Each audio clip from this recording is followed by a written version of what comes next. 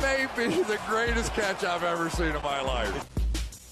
Okay, this is something that I have talked about a couple times this offseason, but I really think we need to do a deep study into how many people talking Dynasty, how many people playing Dynasty fantasy football are completely new this offseason, or maybe they started last offseason and they really think they know what's going on. Because I am looking at some of these positional evaluations. I'm looking at some of these historical hit rates of just things that happened back in 2016, 2017.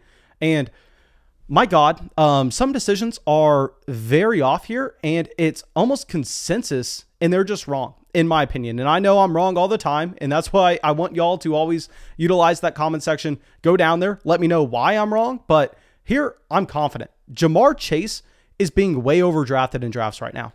Now, I probably have seen more draft boards than anybody watching this video, and I have seen Jamar Chase in almost every single one. Of course, there are some exceptions, especially those flock leagues where we have all our rankings posted on Patreon, where we really put all of our opinions out there.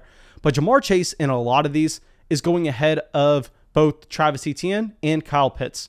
Now, this is bad. I've also seen him go ahead of Najee Harris, which is even worse. He's going ahead of Zach Wilson in Superflex, and I really want to dive into why this is such a bad decision. But of course, before we get into the video, if you have not already, drop a like, leave a comment, subscribe to the channel. It helps us out so much. And yeah, in that comment section, please let me know why I'm wrong. Let me know what we are missing here and why Jamar Chase is worth this selection, even with the historical hit rate at the position, even with what historically happens with these rookie wide receivers. But that's it. Let's dive into it. And let's look at Jamar Chase. And I need to address the fact before we say anything bad about him that he is by far and away the best wide receiver prospect in this draft class. By far and away, he should be the wide receiver 1 in his own tier. Now, yes, I was arguing Devonta Smith should be up there before Devonta Smith came in and weighed 166 pounds. And then, of course, you have to go through and make those adjustments. But looking at Jamar Chase, I mean, this is a prospect that checks every single box at the wide receiver position. Only 21 years old coming into the NFL. You love to see that. You love to see a wide receiver declare after his true junior season. 6 foot, 201 pounds, perfect size for a wide receiver in today's NFL. He ran a 4.34 40-yard dash, which makes sense if you look at how he was utilized in that LSU offense, how he was a wide receiver running deeper routes with a much higher efficiency mark than a guy like Justin Jefferson that same year. And, I mean, he does have the NFL team investment. He gets drafted with the 5th pick in the first round. Now, of course, none of that is nearly as important as what he did in college. Now, y'all know we talk about this all the time. And in our rookie draft guide that is available tomorrow for everybody on Patreon, we dive into exactly why this is so important compared to the running back position, where we know the running back position, you need to see that age, you need to see that size, you need to see the team investment, you need to see the speed, you need to see the receiving down capability. But at the wide receiver position, you need to see production with context. You need to see production at a young age, which Jamar Chase definitely has a ton of. Now, of course, you can go through and you can look at raw numbers, and those are very impressive for Jamar Chase, where he was able to average 6 receptions a game, 127 yards a game, and close to 1.5 touchdowns back in 2019. But what's more important is going through and looking at it in the context of the offense. Now, we need to understand that he was playing alongside some quality NFL players. He had Justin Jefferson competing for targets. And yes, Justin Jefferson was a year older than Jamar Chase. Everybody's heard this by now. I really don't need to spend too much time on it. Clyde Edwards-Helaire was also there. I mean, there were so many players. Joe Burrow, Joe Brady. I mean, this was pretty much one of the best NFL offenses actually playing in college. So, of course, they were dominant. And I will do a quick humble brag. I got to see Jamar Chase, Joe Burrow, Justin Jefferson all play live in that magical 2019 season. Now, of course, they beat my UT Longhorns, but regardless, let's keep it moving. So what you need to do instead of just looking at those raw numbers is you need to be looking at the percentage of the offense that Jamar Chase actually accounted for. Now, with his receptions, he accounted for 21% of the receptions on a per-game basis in LSU, which is not that important. What I definitely prefer looking at and what is more correlated to fantasy success is the amount of yards that he was able to account for. And here he accounted for 31.6% of the passing yards on a per-game basis for LSU. Now, this is with Justin Jefferson, Clyde Edwards-Helaire, Terrace Marshall. We've already gone over this, and almost 35% of the passing touchdowns on a per game basis. So these are monstrous numbers for Ja'Marr Chase, given the context of the situation. And this is what makes him an elite fantasy asset. But the problem here is, and it's very simple, is the wide receiver position in Dynasty is not nearly as valuable as other positions.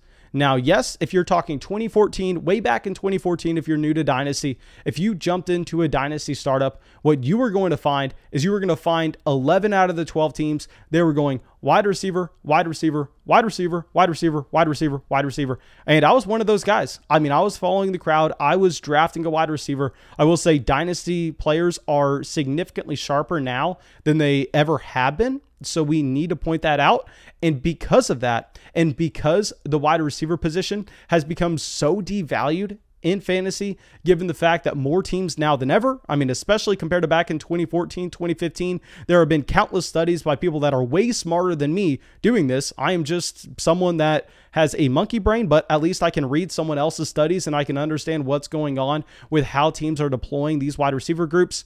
I mean, now you're seeing more 3 wide receiver sets. You are rarely seeing the guy like Michael Thomas, the guy like Davante Adams hitting a 30% team target share, which is why when those occasional players do, they are so valuable. But outside of those guys at the very top, like a Michael Thomas in a 2019 or Davante Adams in 2020, I mean, those wide receivers, to actually affect your win rate, they have to be just a complete outlier. They have to hit everything. Whereas at the running back position, the bar for them to increase your win rate is going to be a lot lower, given the fact that if you're looking at wide receiver, you go, hey, the 7th wide receiver on my Dynasty roster is going to be playing the majority of the snaps in any NFL game. He's going to be getting me just say 12 points a week. So you don't have to worry too much if you just completely run out the position, because the replacement level at the wide receiver position is so much higher than the running back. Same thing at tight end. I mean, these wide receivers are so deep now because every NFL offense has 3 guys going. So you do the quick math in your head. You go, okay, so if almost every NFL offense is running a 3 wide receiver set, then all of a sudden you have 96 wide receivers that are seeing a significant amount of snaps for their NFL offense. And now, of course, a lot of those guys you can't start. Of course, a lot of those guys you don't want to start. But at the minimum, there should be about 60 wide receivers that you really aren't going to lose your league if you have to put in your lineup. I mean, it's going to be fine. Where at the running back position, you got about 18 guys, 19 guys on a year-to-year basis. This is why if you jump into a Dynasty startup, this is why if you go through and try to make trades, those running backs are going to be so much more valuable. Those running backs are going to be so much harder to come by because of the supply and demand. So looking at a wide receiver, even if he is this fantastic prospect, to take him over a Travis Etienne, who we've already talked about hitting every single box. We've already talked about a Travis Etienne going through. And I mean, if you look historically, his value increases after his rookie season 9 out of 10 times. It happens almost every time. It's like a guarantee. And to go along with that, now the Dynasty community is more hungry for running backs than ever. And we're going to be taking this wide receiver prospect over that first round drafted running back who checks every single box. It makes no sense. Now, for everybody who just now started playing Dynasty, I understand that we saw that 2020 draft class with Brandon Ayuk, Justin Jefferson, CeeDee Lamb, T. Higgins, Chase Claypool. I mean, so many players popping off, and you're just kind of sitting there going, hey, I mean, 2019, we also had A.J. Brown and DK Metcalf. Are we just going to get these bona fide studs at the wide receiver position in every draft class? Are they going to pop off their rookie years and quote-unquote skyrocket in Dynasty value? Well, that does not happen. The wide receiver miss rate is significantly higher. Now, we are going to go through a list of wide receivers that were drafted in the first round since 2015, and I want to just get out ahead of it. Yes, the majority of these wide receivers had worse profiles in terms of their athleticism, their age, their NFL draft capital, their production than Ja'Marr Chase. Ja'Marr Chase is one of the best wide receiver prospects on this list. Now, I will give you my opinion on who I thought was a better prospect than Ja'Marr Chase coming in, but of course, just my opinion. Now, let's go through and let's check out this list. So in 2020, we saw 5 wide receivers get drafted in the first round. Now, like I said, this was a fantastic year. I'm sorry, we actually saw 6 guys miscounted there. You had Henry Ruggs, obviously. Henry Ruggs kind of collapsed in dynasty value. You had Jerry Jeudy. Jerry Jeudy I don't want to say he lost value. At the best, he stayed neutral, though. You had Jalen Reagor, collapsed in value. You have CeeDee Lamb. CeeDee Lamb saw a slight bump up. I mean, if you remember where CeeDee Lamb was being valued at last offseason, it's not like his dynasty value has completely jumped up, even with him having a very impressive rookie season. You have Brandon Ayuk. Ayuk saw value bump up, but it wasn't like anything that you had with a guy like Cam Akers, who just completely skyrocketed.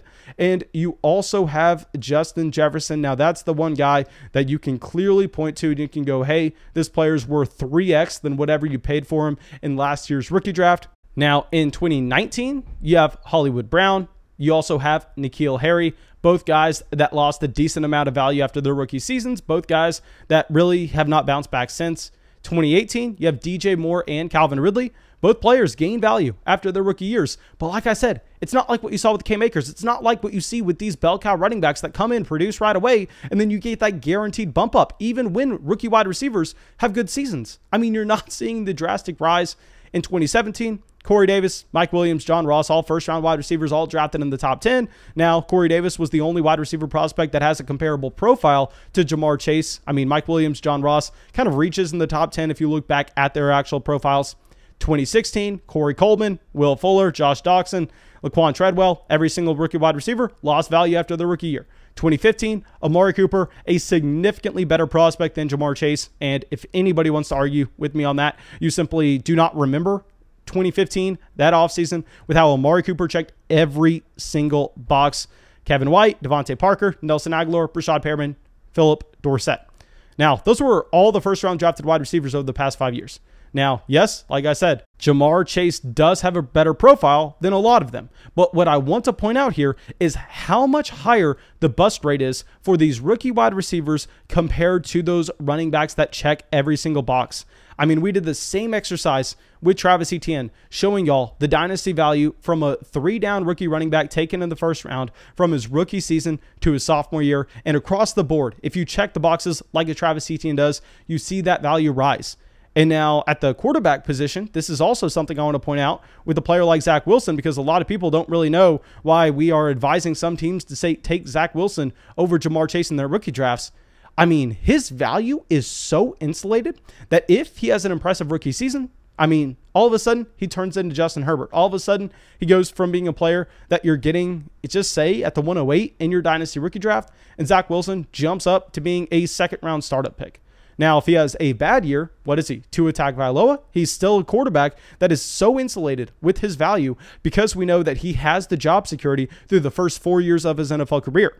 Now, y'all know I have said so much crap about Kyle Pitts on this channel with his own dynasty value, with people deciding to take him over Najee Harris or a guy like Trey Lance in a Superflex league. But no, I mean, we have been across the board since the NFL draft, even before the Julio Jones news, saying that Kyle Pitts is a better asset in Dynasty over Jamar Chase, because both positions have a very high bust rate if you're looking at these guys coming into the NFL. But the difference is the win rate for an elite tight end is going to be significantly higher than a win rate for an elite wide receiver. So here, I mean, I am looking to sell Jamar Chase. Of course, I drafted him in some rookie drafts just because we play in so many dynasty leagues. But I will tell you that in the Flock 7, we actually have a very strong contending team. And we went through and we've sent out a decent amount of offers already. I sent almost every team an offer of Jamar Chase. And I went out there. I offered Jamar Chase for CeeDee Lamb. I offered him for Stephon Diggs, Michael Thomas, DeAndre Hopkins. Now, yes, these wide receivers are significantly older, but once you see a veteran wide receiver have that sustained production over a long duration of his NFL career, it's easy to project that going forward. So compared to the running back position, where you want to be hoarding the rookies, generally at the wide receiver position, if you can take a guy like Jamar Chase and you can flip him for someone who's already produced, who also had a fantastic profile, and at this point really don't have to worry about busting, like a CeeDee Lamb, I'm completely fine with that, and I'm going to do that 10 times out of 10. Now, I know a lot of people probably don't like this video, but regardless, go down and leave a like. I'm trying my best to help here, even if I am not. I just want to point out the fact that these rookie wide receivers have a historically much higher bust rate than what you're seeing with those rookie running backs if they're drafted in the same range. And compared to if both players hit their 90th percentile outcome, at that point, a guy like a Kyle Pitts, a guy like a Travis Etienne, a guy like a Zach Wilson, they skyrocket in dynasty value. And I mean, if right now Jamar Chase is valued at the same range of a Michael Thomas, how much higher can he go? I mean, he's going to go up to an A.J. Brown, DK Metcalf. What's he worth at that point? He's worth an extra second or third on what you already paid. So I don't understand the bet here with the Jamar Chase. I mean, a running back has a higher hit rate. A running back has a higher potential to rise in dynasty value. Take Travis Etienne. Take Kyle Pitts. Take Zach Wilson. Do not be drafting Jamar Chase at the 103, the 104. I don't care how good of a prospect he is. Please take a step back and understand the profile of the position and understand how that's going to impact his range of outcomes in dynasty. Now, thank you guys. I hope you all enjoyed the video. Go down there, drop a like, leave a comment, subscribe, and I'll see y'all with the next one. I really owe a massive thank you for all the Patreon supporters in Ben, Braden, Zach, Ryan, William, Derek, Justin, Marshall, Tyler, and Eamon. Thank you so much, guys.